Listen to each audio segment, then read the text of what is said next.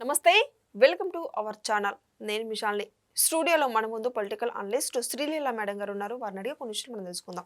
నమస్కారం మేడం. నమస్తే అమ్మ. మేడం, నిన్న మాజీ మంత్రి రోజా ప్రెస్ మీట్ పెట్టి మాట్లాడింది. అంటే ఇంతకుముందు జరుగుతున్నా సరే సైలెంట్గా ఉంది. ఇప్పుడు రీసెంట్గా నిన్నొచ్చి మీడియా ముందు మాట్లాడటం అంటే నారావారి నరకాస పాలన నడుస్తుంది అని అనడం, ఇది ఎంతవరకు వాస్తవం మేడం? దీని మీద మీ స్పందన ఏంటి?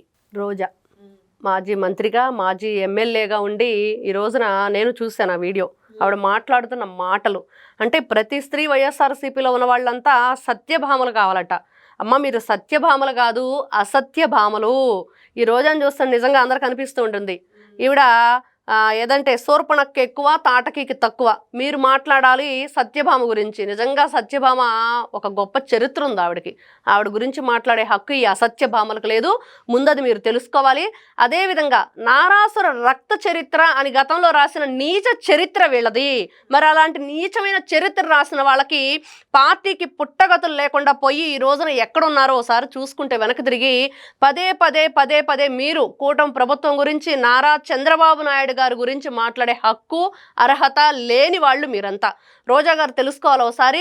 మీరు గతంలో మీ పార్టీ అధికారంలో ఉన్నప్పుడు ఎలా విర్రవీగారు, ఎలా రాష్ట్రాన్ని సర్వనాశనం చేశారు, ముఖ్యంగా ఆడవాళ్ళ గురించి మాట్లాడుతున్న రోజా గారు మీ భాష ఒకసారి వెనక్కి తిరిగి చూసుకోండి. వీడియోలు మీరు మాట్లాడిన విధానం అంటే మీడియా ముందు కొన్ని భాషలు మాట్లాడారు ఆవిడ. నన్ను రేప్ చేస్తారని, లేకపోతే గతంలో ఇంకా చూసాం మనం, ఇంకా చాలా చాలా పద్యాలు మొన్న చూసాం. ఆంగి వల్లారా అని మాట్లాడింది ఈవిడ. అంటే స్త్రీలు ఈ విధంగానే పదజాలం ఉంటుందా? స్త్రీలు గౌరవాన్ని ఇచ్చి పుచ్చుకోవాలి. గౌరవానికి మారు పేరు స్త్రీలు. అట్లాంటి స్త్రీలు ఎలా అసభ్యంగా మాట్లాడితే ఎలా ఉండిద్ది అంటే దానికి నిదర్శనం మీరే, నిలువెత్తు సాక్ష్యం మీరే. కాబట్టి రోజా గారు ఒకసారి మాట్లాడేటప్పుడు మీరు సత్యభామలు కాదు అసత్యభామలు అనే విషయాన్ని గుర్తు చేసుకుంటే చాలా బాగుండిద్దని ఈ రోజున ఆంధ్ర రాష్ట్ర ప్రజలందరూ కూడా అనుకుంటున్నారు. ముఖ్యంగా ఆడవాళ్ళు తల దించుకునే విధంగా ఉంది ఈవిడ మాట్లాడే విధానం. గతంలో ఈవిడ మాట్లాడిన మాటలు ఇవన్నీ కూడా ఒకసారి ఆడవాళ్ళు కూడా సిగ్గుపడే విధంగా ఉందనేది ఈ రోజు మనకు తెలుస్తున్న విషయం. మాట్లాడింది ఇంకొకటి మేడం, జగన్మోహన్ రెడ్డిని అరెస్ట్ చేసే దమ్ము ఎవరికీ లేదు, ఎంట్రిక కూడా పీకలేరు అన్న వ్యాఖ్యలు అసలు ఎలా చూడాలి? అదే అసలు ఒక లేడీగా ఉండి ఆ వెంట్రుక భాష ఏంటి, ఆ పీకటాలేంటి, అసలు స్త్రీ తత్వానికి వీళ్ళు అర్హులా? మేము స్త్రీలు అని చెప్పుకునే ఇది ఉందా వీళ్ళకి? స్త్రీలు ఎంత కోమలంగా ఉంటారు, ఎంత గౌరవంగా ఉంటారు, గౌరవాన్ని ఇచ్చిపుచ్చుకుంటారు. ఒక మాతృమూర్తిగా, ఒక చెల్లిగా, ఒక అక్కగా, ఒక భార్యగా, అంటే ఏ విధంగా ఇన్ని పాత్రలను పోషిస్తూ గౌరవప్రదంగా ఉండే స్త్రీ ఏ విధంగా మాట్లాడాలి, మనం మాట్లాడేటప్పుడు మన ఉచ్చారణ ఎలా ఉండాలి, 10 మందికి మంచి చెప్పే విధంగా ఉండాలి, 10 మంది నుంచి మనం గౌరవం పొందే విధంగా ఉండాలి. అవన్నీ మర్చిపోయి ఈవిడ అసలు గతంలో చూస్తే ఆ భాష అంటే వేలు మీద ఉన్న వెంట్రుకు కూడా పీకలేరు. మొన్న చూసాం ఎవరు, అతను గోరంట్ల మాధవ్, అతను కూడా జైల్లోంచి బయటకు వచ్చేసి పిక్క మీద వెంట్రుకు పీకలేరని అతను.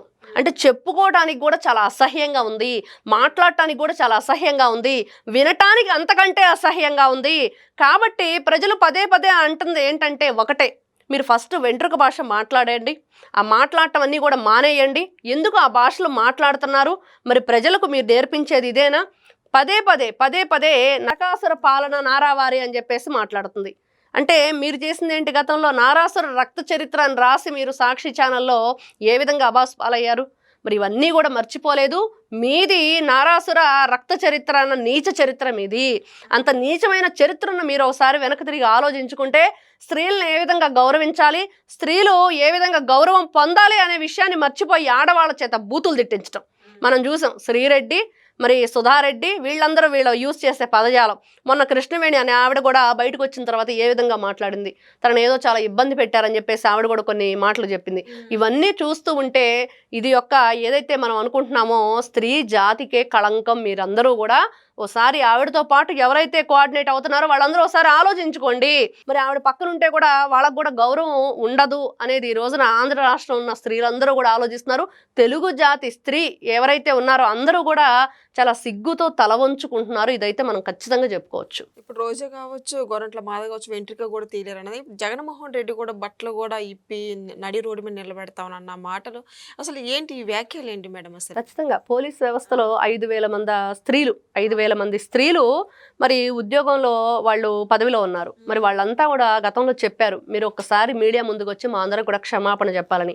అదంతా కూడా అతను లెక్కలేనితనంగా మరి ఎక్కడా కూడా తను వచ్చి మీడియా ముందుకి మరి నన్ను క్షమించడానికి కూడా పొరపాటున మాట్లాడని వేరే ఉద్దేశంతో మాట్లాడాను ఏదో ఒక ఎక్స్ప్లెనేషన్ చెయ్యాలి, అదేది కూడా చెయ్యకుండా తన పాటికి తాను వెళ్ళటం. మరి అదే విధంగా అంటే ఇక్కడ రాష్ట్రంలో ఏం జరుగుతుందంటే వైఎస్ఆర్సీపీ చేసేవన్నీ కూడా పనులు ఎలా ఉంటున్నాయి అంటే సింహాచలం గోడ అప్పుడు చూసాం. మరి అందరూ కూడా వచ్చేసి ఎలా మాట్లాడారు.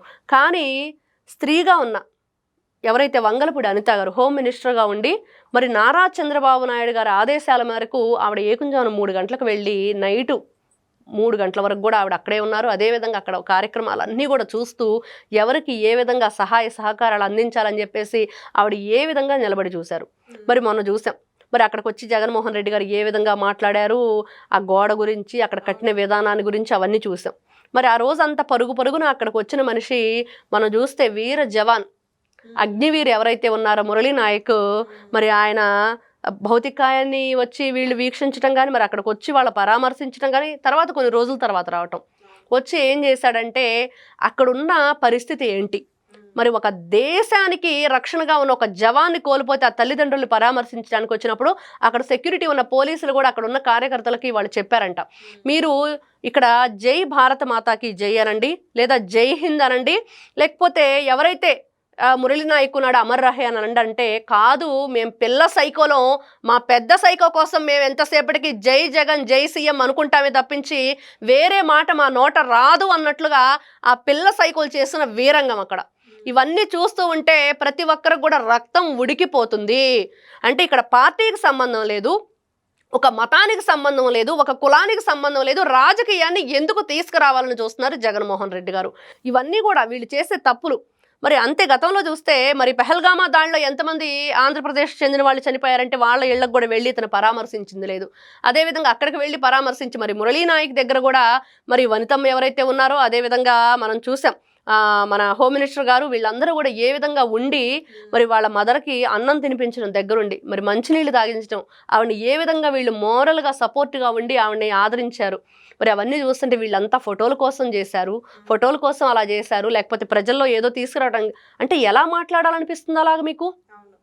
అంటే వాళ్ళు అధికారంలో ఉన్నారు, ఆ విషయం మర్చిపోయినట్లున్నారు. వీళ్ళు అధికారంలో ఉండి వాళ్ళు అలా చేయాల్సిన అవసరం లేదు కదా. మరి ఒక హోమ్ మినిస్టర్గా ఉండి ఆవిడ ఎక్కడుండి ఒక ఫోన్ మాట్లాడినా సరిపోతుంది. కానీ ఎందుకు వచ్చి ఆ నైట్ అంతా కూడా ఎవరైతే అక్కడ మినిస్టర్ వనితమ్మ ఉన్నారో ఆవిడ కూడా అక్కడ ఉండి ఎందుకు మాట్లాడింది, ఎందుకు వాళ్ళతో పాటు ఉండి వాళ్ళందరూ కూడా సపోర్ట్గా నిలబడింది? ఇవన్నీ మర్చిపోయి ప్రతిదాన్ని వీళ్ళు రాజకీయ కోణంలోనే చూస్తున్నారు. ఏదో ఒక విధంగా వక్ర బుద్ధిగా ఆలోచిస్తున్నారు, వంకరగా ఆలోచిస్తున్నారు. ప్రజల్లోకి మీ యొక్క వక్ర బుద్ధి వెళ్తుందే కానీ వాళ్ళు చేసిన పని ఎక్కడా కూడా వేరేగా వాళ్ళు అర్థం చేసుకోవట్లేదు. ప్రజలందరూ కూడా అవంతా మంచిగానే తీసుకుంటున్నారు. అక్కడ వాళ్ళని ఏదో చేయబోయి మీ నీచ బుద్ధినే బయట పెట్టుకుంటున్నారు అనేది వాళ్ళు ఒకసారి గుర్తు చేసుకుంటే బాగుంటుంది. ఈరోజు అంబటి రాంబాబు ఒక వ్యాఖ్యలు ఇచ్చారు మేడం. ఇప్పుడు వరుసగా అరెస్టులు అవుతుంటే వీళ్ళు పోలీసుల రౌడీలా అన్నట్టు వ్యాఖ్యలు చేశారు. ఈ వ్యాఖ్యలను అసలు ఎలా చూడాలి? మరి గతంలో వైఎస్ఆర్సీపీ పార్టీ అధికారంలో ఉన్నప్పుడు మరి పోలీసులా వాళ్ళు రౌడీలా?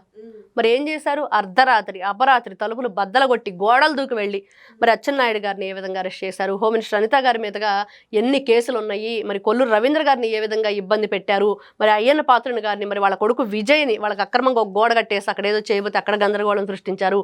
మరి సాక్షాత్తు ఇప్పుడు సీఎంగా ఉన్న గౌరవనీయ ముఖ్యమంత్రి నారా చంద్రబాబు నాయుడు గారిని అర్ధరాత్రి మరి వెళ్ళి బస్సులో పడుకుని ఉంటే ఏ విధంగా వీళ్ళు ఇబ్బంది గురి చేశారు.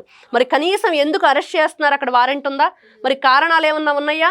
ఏమి లేదు. ముందు మీరు వచ్చి వ్యాన్లో కూర్చొని మేము చెబుతాం ఎవరిది రౌడీయిజం, ఎవరు రౌడీయిజం చేశారు, ఎవరు రౌడీలుగా బిహేవ్ చేశారు, ఎప్పుడు చేశారంటే మరి గౌరవ ఎవరైతే అప్పట్లో ముఖ్యమంత్రిగా ఉన్న వైఎస్ జగన్మోహన్ రెడ్డి గారి ఆధ్వర్యంలో ఎన్ని కుంభకోణాలు నడిచినాయి, ఎన్ని దందాలు నడిచినాయి, ఎన్ని రౌడీయిజాలు నడిచినాయి, ఎంతమంది ఎస్సీలు ఎస్టీలు నా బీసీలు నా మైనార్టీలు అని చెప్పుకునే జగన్మోహన్ రెడ్డి గారు మరి వాళ్ళ ఏదైతే గవర్నమెంట్లోని వాళ్ళందరూ కూడా అన్యాయంగా అక్రమంగా మరణించడం కానివ్వండి, అన్యాయం జరగటం ఇవన్నీ జరిగినాయి. మరి బీసీ ఎవరైతే అమర్నాథ్ గౌడ నిట్ట నీళ్ళలో సజీవ దహనం చేశారు పెట్రోల్ బోస్ తగలబెట్టేస్తే, మరి మాట్లాడారా? ఇంతవరకు సమాధానం ఉందా? మరి అతను నోట్లో ఆ కాగితాలు కుక్కి మరీ చంపేశారంట. ఎంత దారుణం! 10వ తరగతి చదివే పిల్లాన్ని. మరి అదేవిధంగా చూస్తే త్రిపులార్ గారిని ఎట్లా చేశారు? సొంత ఎంపీ మరి ఆయన ఈ రోజు నిన్న ఆయన పుట్టినరోజు సందర్భంగా నిజంగా ఒక ఛానల్లో రాశారు కొట్టిన రోజా పుట్టినరోజా అని. ఎంత దారుణమైన పరిస్థితి. మరి ఆయన వచ్చేసి కొన్ని మాటలు చెప్తూ ఉంటే ఛానల్లో నిజంగా ఇంత దారుణంగా బిహేవ్ చేశారా? మరి విజయపాల్ దీంట్లో మెయిన్ కీలక సూత్రధారి. ఆ రోజున హైదరాబాద్లో ఆయన ఇంటికి వెళ్ళటం, మరి ఆయన ఏదైతే మరి తన పుట్టినరోజు సంబంధించి సాయంకాలం మరి ఏర్పాట్లు చూసుకుందాం అని చెప్పేసిన క్రమంలో వీళ్ళంతా కూడా ఏ విధంగా బిహేవ్ చేశారు, ఏ విధంగా కూడా ఆ రోజున వాళ్ళు అతన్ని అరెస్ట్ చేసి తీసుకువెళ్ళటం, అదేవిధంగా కృష్ణా బ్యారేజ్ దగ్గర అవన్నీ కూడా కార్లు ఆపేసి వెహికల్స్ అన్నీ కూడా ఒక చర్చ అయితే జరిగింది. అదేంటంటే జగన్మోహన్ రెడ్డి ఇండ్లు తాడేపల్లి ప్యాలెస్కి తీసుకెళ్లాలా, లేకపోతే మరి పోలీస్ స్టేషన్కి తీసుకెళ్లాలని, మరి ఆయన కళ్ళకు గంతలు కట్టి వాళ్ళ ఇంటికి తీసుకెళ్ళి ఆయన ఎదురుగునే కొడదామన్నది చర్చ నడిచిందని. కాదు, వెనకాల మరి వీళ్ళ సెక్యూరిటీ ఎంపీ గారు కదా మరి ఆయన, వాళ్ళ సెక్యూరిటీ వస్తుంది కాబట్టి ఇదంతా కూడా ప్రజల్లోకి వ్యతిరేకత ఎక్కువ వెళుతుందని చెప్పేసి స్టేషన్కే తీసుకెళ్లాలని నిర్ణయించడం, అదేవిధంగా ఏ విధంగా కస్టోడియల్ టార్చర్ చేశారు. ఇవన్నీ చూస్తుంటే ఎవరి హయాంలో పోలీసులు వాళ్ళ విధుల్ని మర్చిపోయి మరి ఏ విధంగా వాళ్ళ ప్రవర్తన ఉంది అంటే, ఒకసారి అంబటి రాంబాబు గారు మరి పదే పదే గౌరవంగా మరి ఒక న్యాయస్థానంలో ఒక ఏదైతే తను పదే పదే చెప్తూ ఉంటారు, నేను నల్లకోటు వేసుకున్న లాయర్నని. అంటే ఇక్కడ లాయర్కున్న ఒక క్వాలిటీ ఏంటి, మీరు న్యాయాన్ని నిలబెట్టే విధంగా ఉండాలి. మరి లాయర్ అన్నప్పుడు దేనికి కట్టుబడి ఉండాలి, చట్టానికి, ధర్మానికి, న్యాయానికి, అన్నిటికీ కట్టుబడి అన్యాయం వైపు కాదు మేము న్యాయం వైపే ఉంటామని చెప్పేసి ప్రతిజ్ఞ చేసి మీరు ఆ కోటు వేసుకొని ఉంటారు. మరి అదంతా కూడా మీరు ఒకసారి వెనక్కి తిరిగి ఆలోచించుకొని కొన్ని వ్యాఖ్యలు చేసేటప్పుడు ఇవి కరెక్టా కాదా, మరి పదే పదే ఎందుకు జగన్మోహన్ రెడ్డి గారు పోలీసులు బట్టలోడది సమాజం ముందు నిలబెడతానప్పుడు ఆ మాటలు కరెక్టా, మరి అలా మాట్లాడొచ్చా? మరి ఇవన్నీ చూస్తూ ఉంటే వీళ్ళ ఏకైక ఎజెండా, వైఎస్ఆర్సీపీ పార్టీ ఏకైక ఎజెండా ఒక్కటే, ప్రజలు ప్రశాంతంగా ఉన్నారు, ఉండనివ్వకూడదు. మరి కూటమి ప్రభుత్వం అన్ని సంక్షేమ పథకాల దగ్గర నుంచి ఈ రోజున చూస్తుంటే ఎటువైపు చూసుకున్నా కూడా మరి ఒకవైపు రాజధాని నిర్మాణం, ఇంకో వైపు చూస్తే ఇండస్ట్రీలు, కంపెనీలు, యువతకి ఉద్యోగాలు, మరి డిఎస్సి నోటిఫికేషన్స్, ఇంక ఒక్కటి కాదు అన్ని విధాలుగా కూడా మరి ఒకవైపు చూస్తే పోలవరం పరుగులు పెట్టబోతుంది. ఒక్కొక్కటిగా ఈ అభివృద్ధి అంతా చూస్తుంటే జగన్మోహన్ రెడ్డి గారి కళ్ళు కుడుతున్నాయి. మరి వాళ్ళ పార్టీ నుంచి ఆయన ఆదేశాలు జారీ చేస్తున్నాడు, ఇష్టానుసారంగా మాట్లాడండి. గతంలో చూసాం అసెంబ్లీ సాక్షిగా ఆయన ఎలా కూర్చొని సీఎం హోదాలో వాళ్ళందరి చేత కూడా వాళ్ళ మంత్రిగణం చేత ఏ విధంగా మాట్లాడించారంటే, వీళ్ళ పనే ఇది, వీళ్ళు ఇదాగానే మాట్లాడతారు, మేము ఇలానే మాట్లాడతాం, మా బుద్ధి వక్ర బుద్ధి, మేము వక్రంగానే ఉంటాము, సక్రమంగా ఉండటం మాకు చేత కాదు, రాష్ట్రం సక్రమంగా ఉంటే అంతకంటే చూడలేము, ఇదైతే మనం ఖచ్చితంగా చెప్పుకోవచ్చు. కాబట్టి ఇకనైనా సరే గతంలో మా బుద్ధి గడ్డిదింది, ఇప్పుడైనా సక్రమంగా ఉంటాము, ప్రజలు క్షేమంగా ఉన్నారు, సుభిక్షంగా ఉన్నారు కూటమి ప్రభుత్వ పరిపాలనలో అని చెప్పే సోయలో ఉంటే బాగుండిద్ది అనేది ఆంధ్ర రాష్ట్ర ప్రజలందరూ కోరుకుంటున్నారు. Thank you madam. నమస్తే.